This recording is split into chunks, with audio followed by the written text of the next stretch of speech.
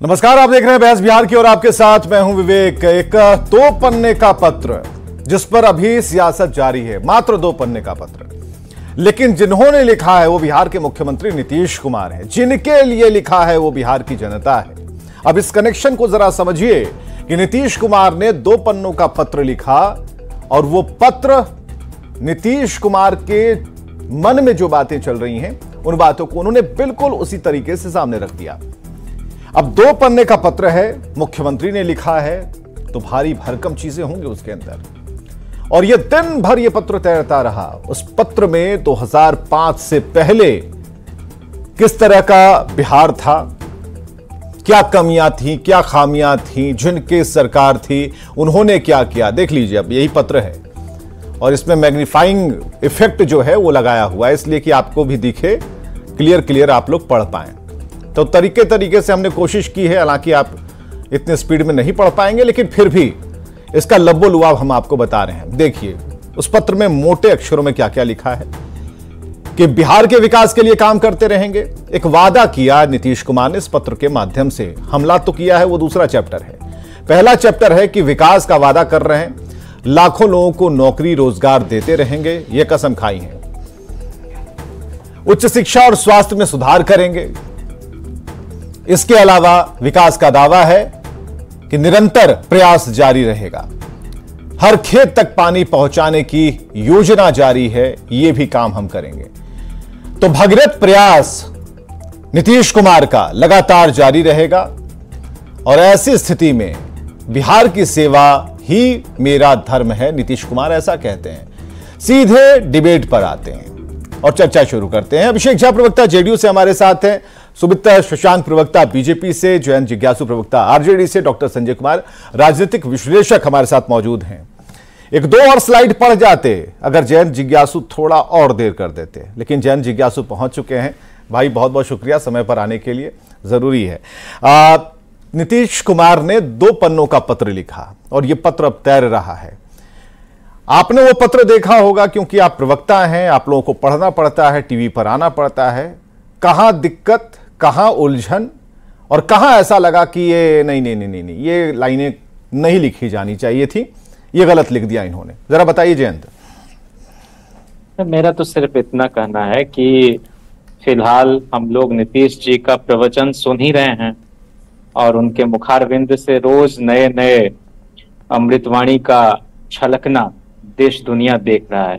लेकिन जब double engine की सरकार बिहार में थी तो 2020 तक जो है बेरोजगारी दर 46.6% क्यों था, और केंद्र सरकार का अपना जो अलग अलग सूबे के कार्य कामकाज को मापने का, आंकने का जो तौर तरीका है और उसके लिए जो इकाइयां बनी हुई हैं, उसमें नीति आयोग के सारे सूचकांकों पर बिहार साल दर साल क्यों पिछड़ता जा रहा था।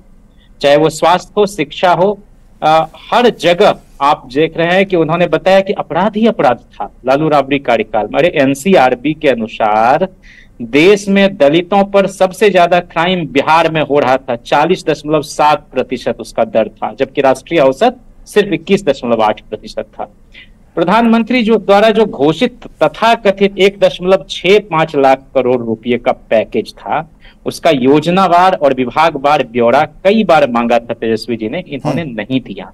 तो ये जो घिसी पिटी बातें हैं, नकारात्मक बातें हैं, हम लोग उसमें नहीं जाते। लेकिन जो इनका एनसीआरबी है या नीति है या नेशनल हेल्थ मिशन है, सबने बताया कि बिहार फिसड्डी रहा इनके समय में।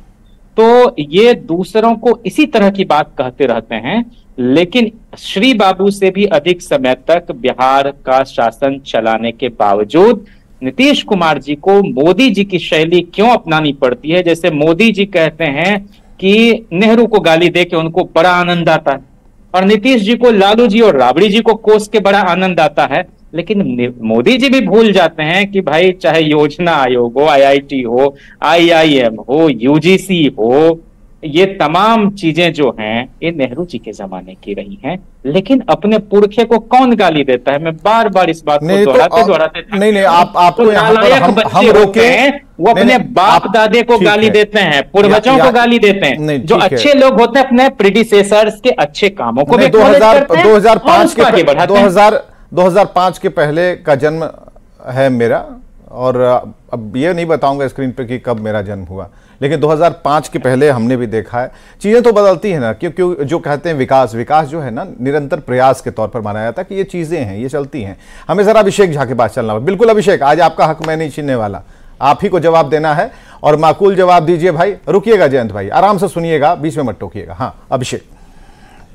देखिए, मेरे मन में एक बात की जिज्ञासा थी कि जयंत जिज्ञासु जी जब आरजेडी का पक्ष रख रहे हैं, और अगर नीतीश जी ने कहा कि 2005 से पहले कोई काम बिहार में नहीं हुए थे, तो ठीक है, राष्ट्रीय जनता दल के लोग विपक्ष की भूमिका में है, हमारी कमियां हमारी खामियां गिना सकते हैं इनके दृष्टिकोण से, लेकिन जयंत जिज्ञासु जी ने एक भी पॉइंट, एक भी बात ऐसी नहीं बताई जो लालू जी और राबड़ी जी के शासनकाल में हुई हो और अभूतपूर्व हो, क्योंकि जयंत जी के पास इसका कोई ब्यौरा नहीं होगा, क्योंकि कुछ हुआ ही नहीं था, बिहार को गर्त में धकेला गया।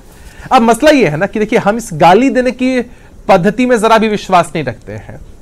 राजनीति और सार्वजनिक जीवन में अगर आपको मौका मिला है, आपने कोई काम किया है, उसको आप जनता के बीच रखते हैं, और एक तुलनात्मक अध्ययन तो हमेशा होता ही है ना कि 2005 से पहले जब अन्य पार्टियों, अन्य गठबंधन की सरकार थी, तब बिहार में क्या माहौल था, चाहे वो किसी भी क्षेत्र की बात हो। लंबा एक पत्र लिखा है हमारे नेता ने, जो लगातार बिहार की जनता के दिलों तक पहुंच रहा है, और हमने जो काम किया है उसका हमने ब्यौरा दिया है। अब मसला यह है कि सेल्फ गोल करते हैं हम हमेशा राष्ट्रीय जनता दल वाले। अखबारों में क्या विज्ञापन छपवाते हैं, 17 साल बनाम 17 महीने। अरे क्यों भूल जाते हैं भाई कि 2015 में आप भी हमारे साथ महागठबंधन की सरकार में शामिल हुए थे, और 1.5 वर्षों से अधिक तक ये सरकार चल रही थी, तो उस वक्त भी तो आपका कार्यकाल था, उस वक्त भी तो Tejashwi Yadav ji deputy chief minister थे। उस वक्त जो भी फैसले हुए, 7 निश्चय पार्ट 1 पार्ट 2 की अगर बात की जाए, जो भी फैसले हुए, उनका ये क्रेडिट नहीं लेते हैं, चूंकि ये सेल्फ गोल करने के चक्कर में बता देते हैं कि उन 17 सालों में कुछ हुआ ही नहीं है, जिन 17 सालों के पूरे कार्यकाल में, एक कालखंड में यह भी हमारे साथ थे।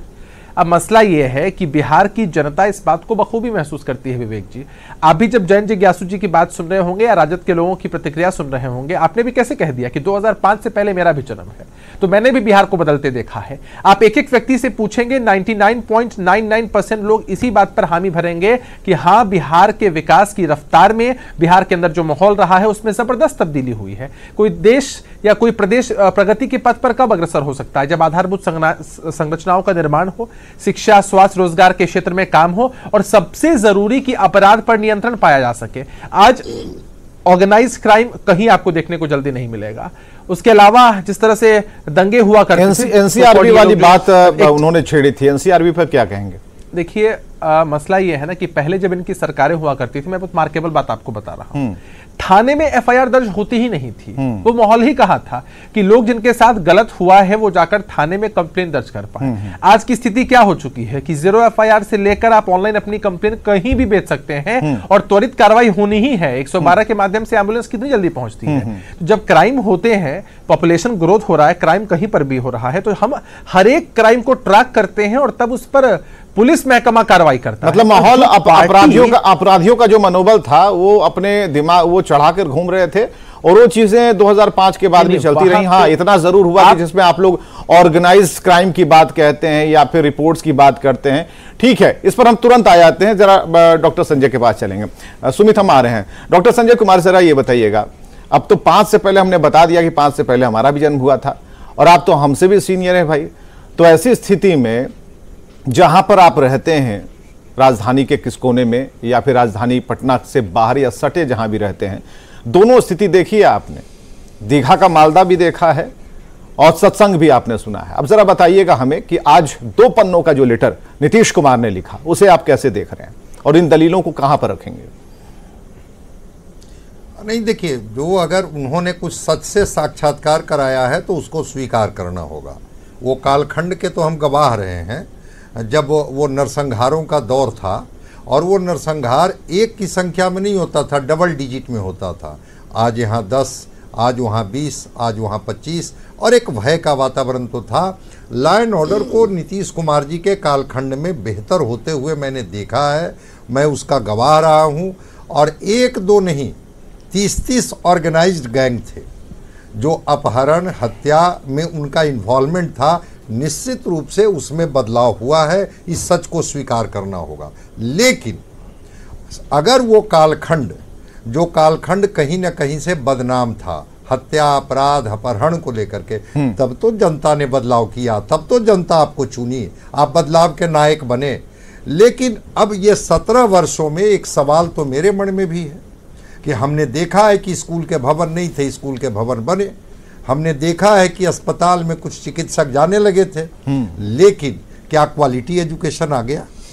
क्या स्कूल के भवन में छात्र शिक्षक रेशियो बन गया? क्या अस्पताल में डॉक्टर और दवाई मिलने लगी? क्या वो पलायन का दंश झेलता हुआ बिहार ठहर गया? क्या वो एग्रो बेस्ड इंडस्ट्री जिसकी संभावना बिहार में पूरी थी, इंडस्ट्रियलाइजेशन का कुछ भी हुआ?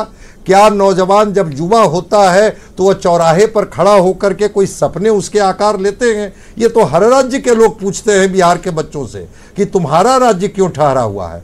और बिल्कुल नीति आयोग की रिपोर्ट है, ये किसी की रिपोर्ट नहीं है कि आप झारखंड से पीछे चले गए। झारखंड बांट करके देने वाला यही तो बिहार था जहां 3 करोड़ की आबादी है, आपकी आबादी 14 करोड़ है। और नीति आयोग के आंकड़े में आप हर जगह फेल होते हैं।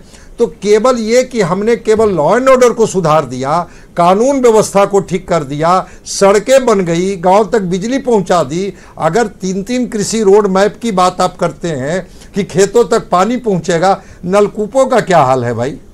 52% भूमि अभी भी असिंचित है बिहार का।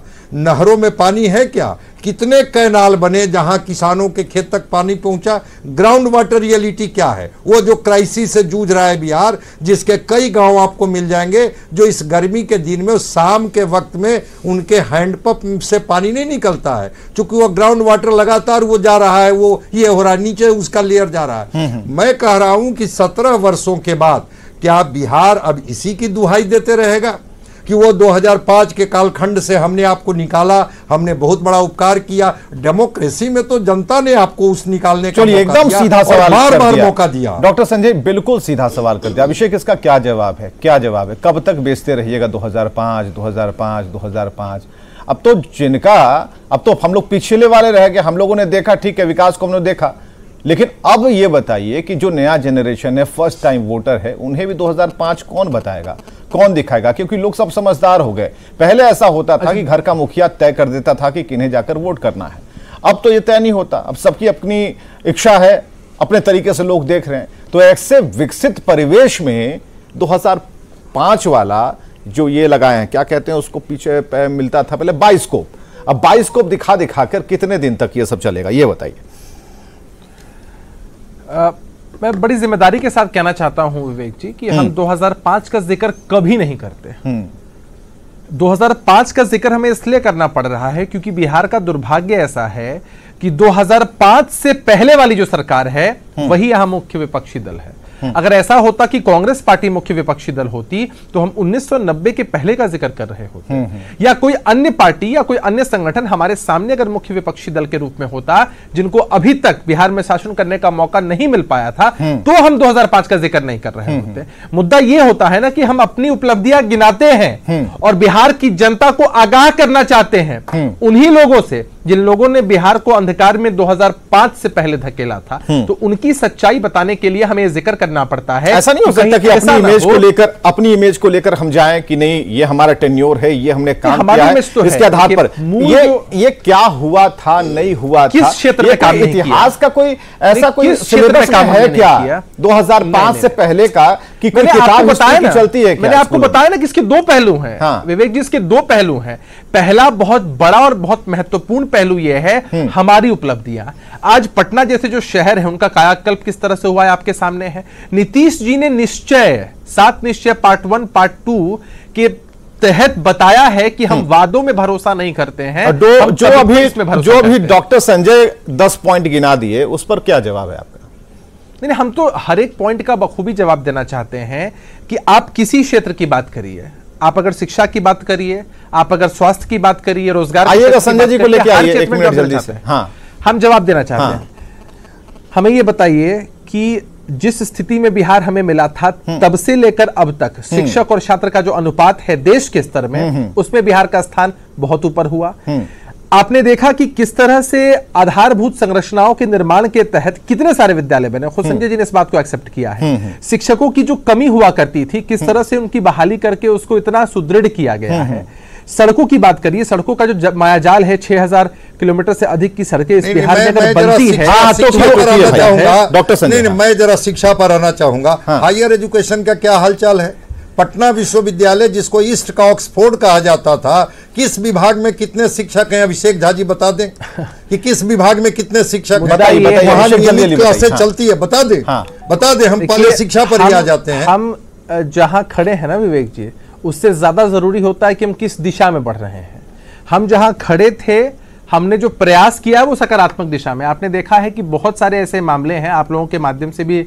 अरे महाराज, सरकार की नीति और नियत पे इतना पढ़ रहे हैं, फेल हो जा रहे हैं। दिशा क्या तय? अरे पढ़ रहे हैं, मेहनत कर रहे हैं, फेल हो जा रहे हैं। रिजल्ट बिहार की विद्यार्थी, अरे रिजल्ट से मतलब है ना, रिजल्ट आया वो नहीं। हमने भाई व्याकुल मत होइए, हम आप ही के पास आ रहे। एक मिनट रुक जाइएगा आप सब लोग, एक मिनट रुक जाइए। अभिषेक जरा रुकिएगा, सवाल मौजूद है।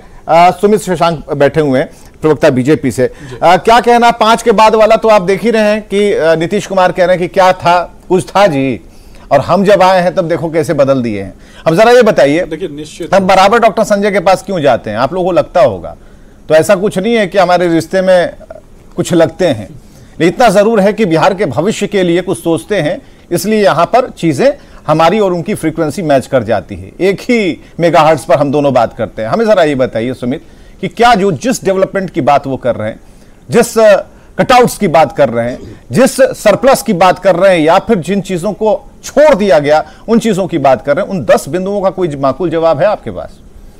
जी विवेक जी, निश्चित रूप से इस बात को समझना है कि अगर बात भारतीय जनता पार्टी के नेतृत्व की होती है तो हमने लगातार समाज के अंतिम पायदान पे बैठा हुआ जो व्यक्ति है ना, उसकी आंखों में जो सपने हैं, उन सपनों को जीवंत रखने की लड़ाई। 15/5 से पहले वो व्यक्ति अंतिम पायदान पर था। विवेक जी, अभी आप लोग जब साथ में सरकार चलाए, वो व्यक्ति वही अंतिम पायदान पर बैठा हुआ है महाराज। विवेक जी, मैं बता रहा हूं, गरीबों के आंखों में जो सपने हैं ना, वो उन सपनों को कहीं ना कहीं धूमिल करने वाले एक परिवार का नाम है वो लालू परिवार। सो कहां पा रहा है कि क्वालिटी ब्रेन ड्रेन कराने वाले व्यक्ति का नाम है लालू परिवार। और कहीं ना कहीं बिहार को बहुत अच्छे तरीके से, इस देश में 3 सबसे बड़ा पलायन होता है। सबसे पहला पलायन जो है भारत और पाकिस्तान जब अलग अलग होते हैं। दूसरा सबसे बड़ा पलायन जब कश्मीर से माताओं बहनों को और कश्मीरी ब्राह्मणों का पलायन होता है। और तीसरा सबसे बड़ा पलायन जो कि क्वालिटी ब्रेन ड्रेन का है, वो बहुत ही स्ट्रेटेजिक तरीके से लालू जी के द्वारा करवाया गया, ताकि अंधों में काना राजा जो कहावत है वो चरितार्थ। ये 5% सिर्फ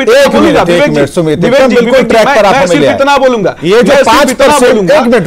जो 5% माइनस गया वोट परसेंट, ये कौन लोग थे? क्या पलायन वाले लोग थे? कहां चले गए ये लोग? विवेक जी, आपने वो भी फुटेज देखी होगी जब आप बात करते हैं ना कि ये 5% कम होने का, तो आप कहीं ना कहीं वो 2005 के पहले के गुंडा तंत्र को कहीं ना कहीं, जब आप आज के समय में भी इस वोटिंग के दौरान आपने देखा होगा ना कि एक बुजुर्ग व्यक्ति को जब वो वोट करने जा रहा था तो उसने क्या आरोप लगाया कि आरजेडी प्रायोजित गुंडा तंत्र ने किस प्रकार से उस व्यक्ति को मारने पीटने का काम किया। और ये जैन जिज्ञासु जी बैठे हुए हैं, इनको मैं बताना चाहूंगा कि कितने किस्से और गढ़े हैं अपनी कमी छुपाने को, और कितने सरगम और रचोगे खुद को बड़ा बताने को। तो ये खुद को बड़ा बताने वाले लोग हैं। ये कहीं ना कहीं ये समझना है, ये हरा रंग का पूंछ रंगा के घूमने वाले जो लोग हैं ना, समय पड़ने पर किसी भी रंग का पूंछ रंगा सकते हैं, लेकिन बिहार की उन्नति और उत्थान और तरक्की के विषय में कभी बात नहीं करेंगे। ये नौकरी की बात करते हैं ना, मैं इनको बताता हूं, 34 करोड़ लोगों को आयुष्मान भारत योजना के तहत जब हमने जोड़ा, तो क्या उनके लिए डॉक्टर्स की जो नौकरी है वो नहीं आई क्या?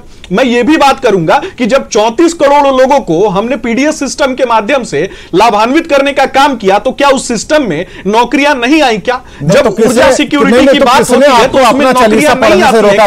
जब किसने आपको अपना चालीसा पढ़ने से रोका? आप तो वो चालीसा पढ़ना चाह रहे हैं, बताना चाह रहे हैं, जिसका कोई नहीं। हम तो वही कह रहे हैं ना कि आप साल मत बेचिए ना, आप अपने हाल पर बात कीजिए, आप साल मत बेचिए। विवेक जी, निश्चित रूप से हमने तो लगातार 2014 के बाद, मैं आपको बताऊंगा 2014 के बाद 2019 में भी ये अपनी डफली बजा रहे थे, लेकिन भारतीय जनता पार्टी गजब सिचुएशन है। ठीक है, आज की डिबेट को ही खत्म करते हैं भाई, माफ कीजिएगा, लेकिन इतना जरूर है कि आज की डिबेट में एक बात तो है कि वो व्यक्ति जो अंतिम पायदान पर बैठा है, उसको सब उठाने की कोशिश कर रहे हैं, वही नासमझ है, बिल्कुल नासमझ है। उस अंतिम पायदान से उठना ही नहीं चाहता, यह स्टैब्लिश किया जा रहा है। जरा सोचिएगा, आज से 5 साल बाद जब फिर से इलेक्शन होंगे, वो व्यक्ति वहीं होगा अंतिम पायदान पर, फिर उठाने की कोशिश की जाती होगी। तो ऐसी ही दुनिया चलती है, राजनीति ऐसी चलती है। जब काम हो जाएगा तो ये बहस जो है ना, वो चर्चा बंद सी हो जाएगी। रुकते एक ब्रेक के लिए।